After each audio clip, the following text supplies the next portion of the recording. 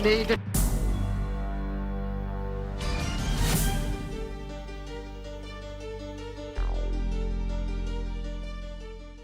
आज़ादी के ऐलान का ऐतिहासिक लम्हा था वो, लेकिन आज़ादी का वो जश्न देश के सामने कई बड़ी चुनौतियां भी लेकर आया। पंडित जवाहरलाल नेहरू ने कहा भी कि देश के सामने आज़ादी के बाद सबसे पहली और बड़ी चुनौती है भूख और गरीबी से निपटना। हर हिंदुस्तानी को तन ढकने के लिए कपड़ा मुहैया कराना, हर हिंदुस्तानी को रोज़गार मुहैया कराना और उससे भी बड़ा, हर हिंदुस्तानी को सम्मान से जीने का मौका देना, अधिकार देना। आर्थिक और सामाजिक विकास के एक बहुत बड़े दौर से उस वक्त भारत को गुजरना था और उसी दौर में गठन हुआ संसद के उच्च सदन राज्यसभा का। आज संसद को 60 साल पूरे हो चुके हैं। 60 साल के इस संसदीय इतिहास में बहुत से सुनहरे अध्याय लिखे गए। आइए देखते हैं राज्यसभा 60 साल का सफरनामा। 13 मई 1952 देश के संसदीय इतिहास का अहम दिन। संसद के उच्च सदन राज्यसभा और निचले सदन लोकसभा की पहली बैठक का वो दिन जब आजाद भारत ने अपनी संसदीय व्यवस्था को ठोस शक्ल दी और इसी दिन राज्यसभा के रूप में मिला जीवंत विचार विमर्श के साथ राज्यों और केंद्र के साझा हितों के पोषण का सार्थक और शक्तिशाली मंच।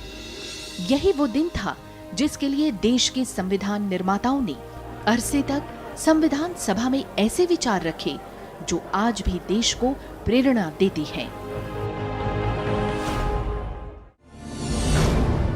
नई संसदीय व्यवस्था के तहत दूसरे सदन के साथ हम पहली बार शुरुआत कर रहे हैं और इस देश की जनता के सामने ये न्यायोचित ठहराने के लिए हमें अपनी पूरी शक्ति से कोशिश करनी चाहिए कि दूसरा सदन कानूनों को जल्दबाजी में बनाए जाने से रोकने के लिए जरूरी है। जो प्रस्ताव हमारे सामने रखे जाएं, उन पर हमें निरपेक्ष और तटस्थ होकर चर्चा करनी चाहिए।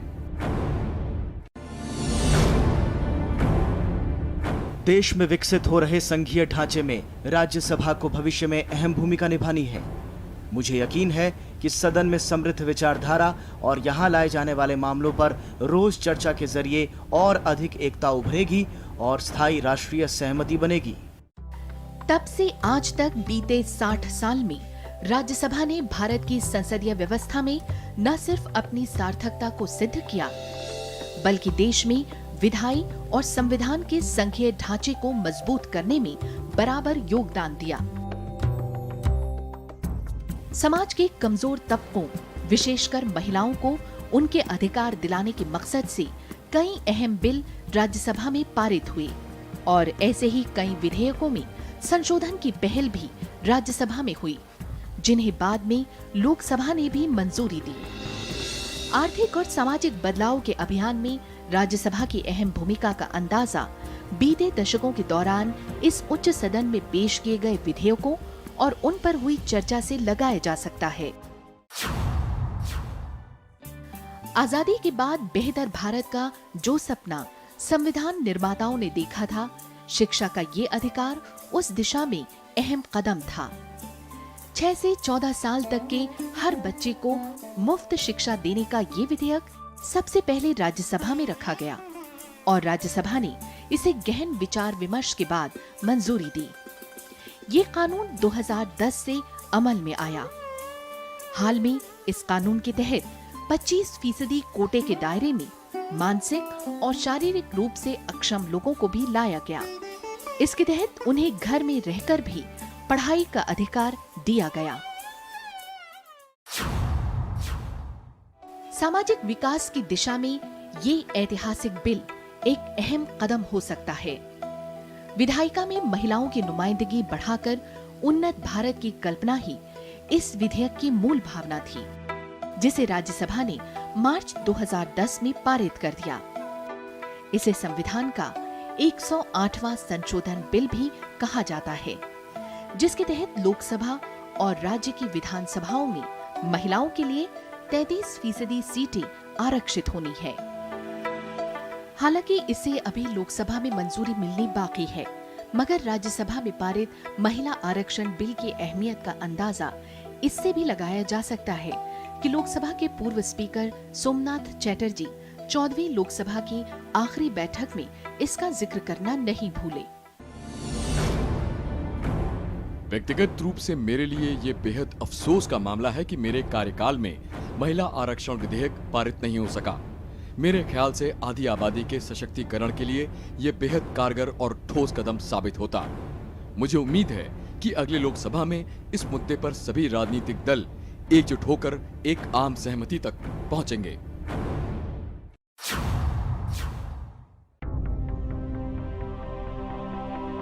देश में असंगठित करोड़ों श्रमिकों के शोषण को खत्म करने और सामाजिक सुरक्षा दिलाने के मकसद से राज्यसभा में ये बिल रखा गया और सदन ने इसे मंजूरी दी। इसके तहत कामगारों का स्वास्थ्य बीमा, दुर्घटना बीमा, प्रसूति सुविधा और बुजुर्गों को पेंशन का इंतजाम किया गया है। इसी तरह बाल विवाह प्रतिबंध कानून 2006, जिसने देश में कम उम्र में शादी पर काफी हद तक रोक लगाई। विवाह कानून संशोधन बिल 1999, जिसने परिवार में महिलाओं को उनका वाजिब हक दिलाने के नियम तय किए। मानव अंग प्रत्यारोपण कानून 1994, जिसके तहत इसके नियम कायदे तय किए गए। पुनर्वास परिषद कानून 1992, जिसके तहत शारीरिक रूप से अक्षम लोगों के पुनर्वास की व्यवस्था की गई। बाल श्रम प्रतिबंध कानून 1986 जैसे कितने ही कानून हैं जिन्हें राज्यसभा ने मंजूरी दी और जो समाज में महिलाओं, बच्चों और शोषित तबके को उनके अधिकार और सुरक्षा दिलाने में मददगार साबित हो रही है। विधायी कार्यों के अलावा राज्यसभा ने जिम्मेदारी को ईमानदारी से निभाने की ऐसी मिसाल देश के सामने कायम की जो न्यायिक तंत्र के लिए भी एक इतिहास बन गया। 17 अगस्त 2011 ये पहला मौका था जब किसी हाईकोर्ट के जज के खिलाफ राज्यसभा में महाभियोग प्रस्ताव पर चर्चा हुई। 18 अगस्त तक चली इस चर्चा में बीएसपी को छोड़कर सभी दलों ने एक आवाज में जस्टिस सेन को अनियमितताओं का दोषी माना और आखिर प्रस्ताव पारित हुआ। आज से नहीं बल्कि देश में विकास ने जब से रफ्तार पकड़नी शुरू की तभी से सामाजिक न्याय के लिहाज से राज्यसभा में ऐसे कई विधेयकों की बुनियाद रखी गई जिन्हें बाद में वैधानिक रूप दिया गया। उनमें सबसे अहम है Hindu marriage and divorce bill 1952, Hindu minority and guardianship bill 1953, Hindu succession bill 1954 और Hindu adoption and maintenance bill 1956। सरकार के साथ साथ राज्यसभा में कई सदस्यों ने महत्वपूर्ण निजी विधेयक पेश किए जिन्हें बाद में न सिर्फ राज्यसभा ने मंजूरी दी बल्कि उन्हें कानून का दर्जा भी मिला। 1956 में डॉक्टर सीता परमानंद ने हिंदू विवाह संशोधन विधेयक पेश किया। 1959 में श्री कैलाश बिहारी लाल ने अनाथालय और धर्मार्थ संस्था विधेयक और 1963 में दीवान चमनलाल ने भारतीय दंड संहिता संशोधन विधेयक सदन में पेश किया। इन सभी को सदन ने गहन चर्चा के बाद मंजूरी दी, जिसके बाद ये लोकसभा में भी स्वीकार किए गए। हालांकि अलग अलग दौर में कई सदस्यों के ऐसे भी विधेयक थे जिन्हें राज्यसभा ने चर्चा के लिए स्वीकार तो किया मगर बाद में मंजूरी नहीं दी। बीते 60 साल में ऐसे भी कई लम्हे आए जब राज्यसभा की राय संसद के निचले सदन लोकसभा से बिल्कुल अलग थी। कई मामलों में राज्यसभा की पहल पर सरकार ने कई अहम कदम उठाए। राज्यसभा के 6 दशक के इतिहास में वो लम्हे और उन पर देश के नामचीन विद्वानों की चर्चा अपने आप में सुनहरी अध्याय बन गए। संसद का उच्च सदन राज्यसभा आजाद भारत में सामाजिक आर्थिक विकास के जिस मकसद से इसका गठन हुआ वो कोई 2-4 दिन में तय नहीं हुआ। उसके पीछे 3 दशक से भी लंबा इतिहास है। एक दौर था जब अंग्रेजों ने इस दूसरे सदन का इस्तेमाल सिर्फ भारत में अपने हिसाब से हुकूमत चलाने के लिए किया, लेकिन जब देश ने गुलामी की बेड़ियां तोड़ी और देश में संसदीय तंत्र का ताना बाना नए सिरे से बुना गया, तब उच्च सदन के गठन की कवायद भी शुरू हुई। आज उच्च सदन का मत, राज्यसभा का मत, देश की आवाम का मत बनता है, सरकार का मत बनता है और देश को तरक्की के रास्ते पर ले जाने की दिशा दिखाता है। और इस सब की झलक सदन की पहली बैठक में ही दिख गई थी, क्योंकि मत भले ही वहां अलग थे लेकिन सबके एजेंडे पर था राष्ट्र निर्माण।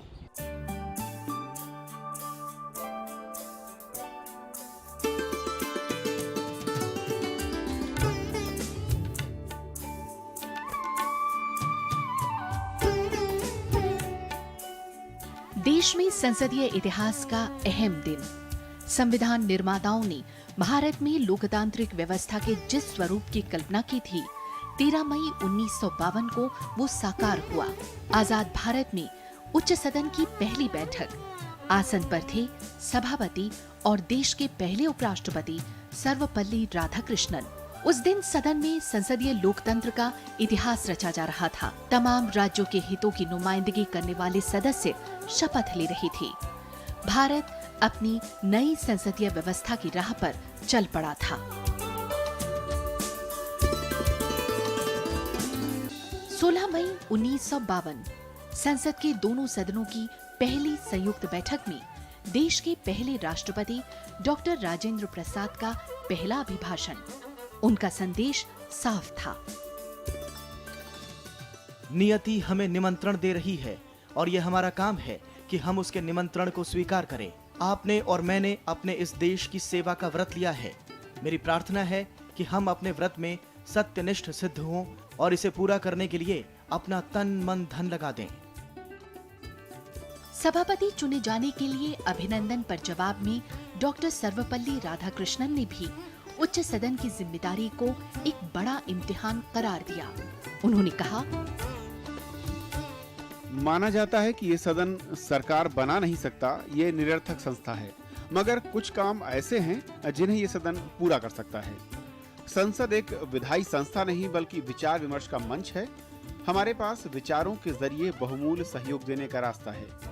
ये हमारे काम पर निर्भर करता है कि हम दो सदन की व्यवस्था को कैसे न्यायोचित ठहराते हैं, जो अब हमारे संविधान का अनिवार्य अंग है। लिहाजा ये हमारे लिए एक परीक्षा है। आजादी के फौरन बाद संसद की पहली चिंता देश की दशा और दिशा की थी, जो सदन में हुई पहली चर्चा में भी झलकी। देश दुनिया के संदर्भ और उनके अपने तजुर्बे सदन में उनके बयानों के तर्क बन जाते थे। उच्च सदन के पहले उपसभापति चुने गए एसवी कृष्णमूर्ति राव के 21 मई 1952 को दिए बयान में उस वक्त भी बढ़ती जनसंख्या, पर्यावरण सुरक्षा और खाद्य सुरक्षा जैसे मुद्दे शामिल थे। उन्होंने कहा, जनसंख्या की इस समस्या पर हमें हमला बोलना होगा।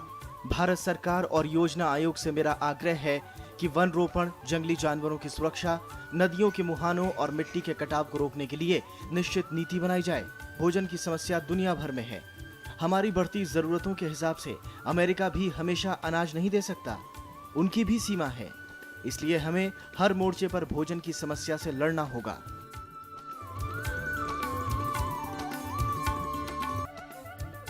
उभरते भारत में और खासकर सरकार से लोगों की अपेक्षा क्या हो सकती है?